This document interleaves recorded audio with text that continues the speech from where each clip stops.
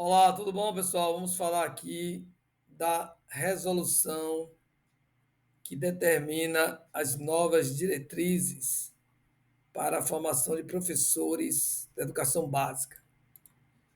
Então, é a resolução do Conselho Nacional de Educação, número 4, de maio de 2024. Então, ficam instituídas nesse documento essas novas diretrizes e, basicamente, elas estão muito vinculadas à BNCC e também ao Plano Nacional de Educação, vou destacar aqui para vocês. Está vinculado também ao novo Sistema Nacional de Avaliação da Educação Superior, aí entra o ENAD, e, claro, sempre está ligado à nossa LDB. Bom, essa diretriz, eu vou indicar para vocês aqui algumas marcações, está ligada à formação de professores para a educação básica, entra a EJA, educação especial, educação profissional, educação do campo, escola indígena, educação à distância, quilombola, bilíngue, e ela deve garantir uma ampla compreensão da educação escolar brasileira. Além disso, gerar profissionais com participação ativa e crítica nos processos de inovação educacional. Ela define o que é educação escolar básica, fala da formação inicial dos professores, fala dos profissionais de educação básica, fala do capítulo 2 dos princípios e fundamentos da formação de professores, entre eles o domínio do conhecimento da educação básica. O futuro profissional ele deve ter conhecimento sobre os processos de ensino, capacidade de análise e, além disso, dominar os conteúdos formativos, né? Importantíssimo. Além de tudo isso, a gente tem aqui os conhecimentos produzidos pelas ciências, estão sempre avançando, e os processos de aprendizagem de ensino que devem ser sempre inovados. E os princípios da formação, então aqui o artigo 5, né? Quais são os princípios da formação? Você tem aqui o conhecimento para todas as modalidades da educação básica, a, o domínio dos parâmetros de qualidade, a articulação entre teoria e prática na formação dos professores, então ganha importância o estágio, a indissociabilidade de ensino, pesquisa e extensão, aí ganha muito a extensão nos cursos de formação de professores. Além disso, a gente pode falar dos múltiplos contextos da formação do professor, que aí tem toda a questão da regionalização, a equidade no acesso e a permanência dos licenciados, então a importância de programas como o PIBID, a gente destaca aqui nessa nossa fala. E, é claro, uma educação para um mundo mais sustentável, nós que estamos vivendo aí questões ambientais sérias, enfrentamento à pobreza, ao consumo predatório, aos conflitos, à violência urbana e tudo mais. O capítulo 3 já está o destaque é a BNCC, né? A Base Nacional. Então, essas diretrizes têm um alinhamento com essa base nacional comum e aí dá um perfil para o egresso. Então, é importante que esses PPCs dos cursos sejam articulados aos planos institucionais e aos planos de desenvolvimento institucionais de cada instituição, é claro. Isso voltado para o que é a construção do conhecimento sobre ensino e aprendizagem, a avaliação e o conteúdo específico de uma formação. Se você é matemático, se é biólogo, se é químico. Então, tudo isso a gente vai destacando nesse texto extenso de 15 páginas, né? Então, ele fala também do uso das TEDx, importante, a ideia de espaços virtuais de aprendizagem, né?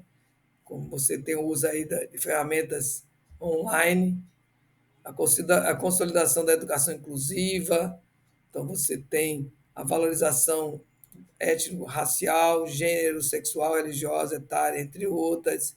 Então, sempre busca de a valorização da diversidade. Então, Além disso tudo, o uso de diferentes espaços de aprendizagem, sala de aula, laboratório, biblioteca, tudo isso é valorizado no documento. A conexão do currículo com os conteúdos que fundamentam as diretrizes curriculares da educação básica. Qual é a grande diretriz curricular? A BNCC. Então, a valorização do estágio, né? Então, o estágio começa a valer desde o início do curso de formação de professores, ele já pode começar a estagiar. Isso vai ser complexo para as instituições. Parceria entre instituições e redes de ensino, isso também é valorizado. Mas a valorização é nas instituições de educação básica, né? Então, a presença dessa formação desde o início do curso. O apoio permanente para a melhoria do trabalho.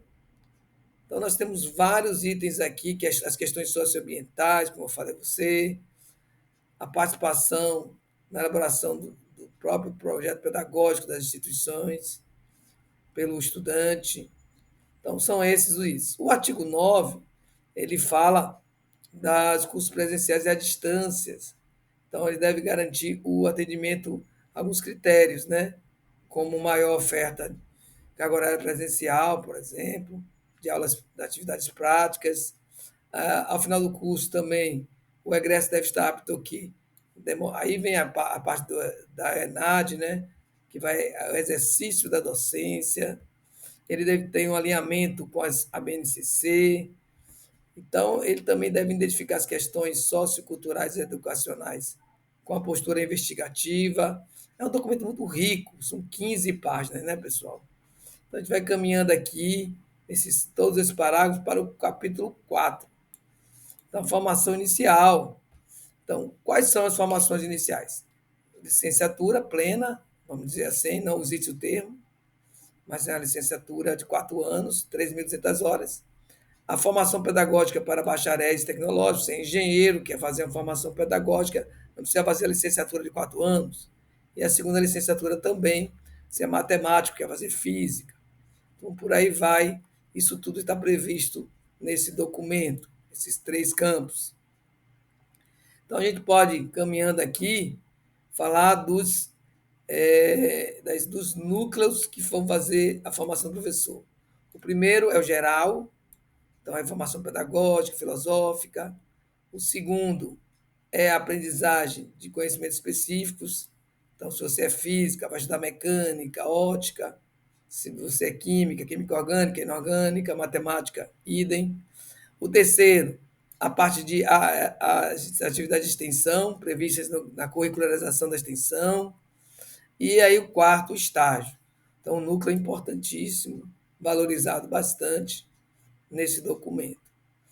Então, a gente tem esses 4 núcleos balizadores do documento, e sendo que o estágio, né, ele deve ser distribuído ao longo de todo o curso, desde o primeiro semestre. Isso aí é uma mudança muito importante. Então, a gente vai caminhando com o documento aqui, para falar das 3.200 horas que são o mínimo para formar um professor no Brasil, 4 anos é o mínimo, e você tem aqui a quantidade de horas, né? Para formar aqui, no caso, dedicadas a cada um daqueles núcleos. 880 horas para a formação geral, 1.600 para a formação específica, 3.200 para a atividade de extensão, 400 para estágio. Então, os cursos eles devem ter, garantir esses conteúdos dentro dessa carga horária, tá bom? Não pode variar em relação a esse grupo. O documento é muito rico, traz outras questões. A gente deixa aqui para vocês avaliarem também questões ligadas à segunda licenciatura, questões ligadas à, à formação pedagógica, tá bom?